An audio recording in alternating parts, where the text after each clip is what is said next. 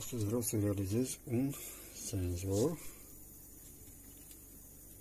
cu rezistență LDR, se vede, un senzor de lumină, care îl voi băga în această carcasă, care a fost tot un senzor de mișcare. Toate astea pentru a controla boilerul de la baie să nu consume așa mult din sistemul fotovoltaic.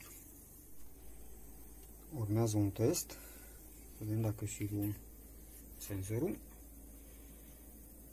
12-13 kg. Îi punem în lumina. Se vede că scade rezistența destul de bine. Lumina. Asta va regla un dimmer cu ajutorul unui Arduino.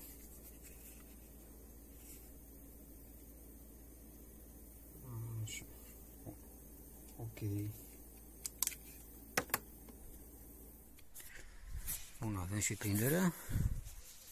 Nu e chiar așa de bună, dar cât de cât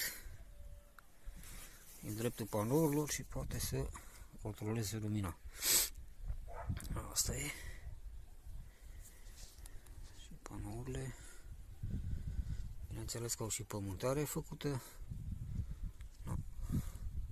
Acum să-i facem un test să vedem cum funcționează. Aici am un dimmer de 4 kW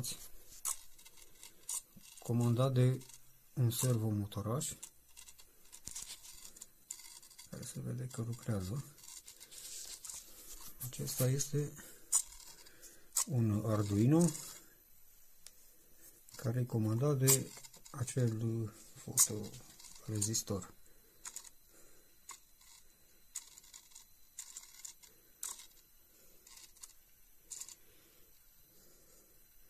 Ideea e foarte simplă, că vreau să nu trimit tensiune mare pe senzorul de la panouri.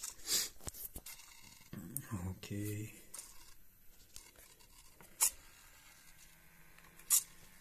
Aici îmi zice puterea pe rezistența de la boiler și unghiul de la potențiometru.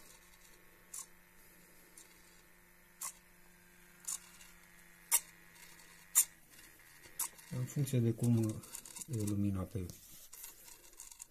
senzor, așa se și reglează automat dimmerul. În felul ăsta scade sau crește consumul pe boiler. După cum se vede, jucăria funcționează. Îmi arată consumul. Aici am consumul de la rețea. Ok, imediat să vedem și la invertor. Deci, producție din fotovoltaice 350-340 de W. Asta e. Din acel potențiometru se poate ajusta, poate scădea. Facem o ajustare.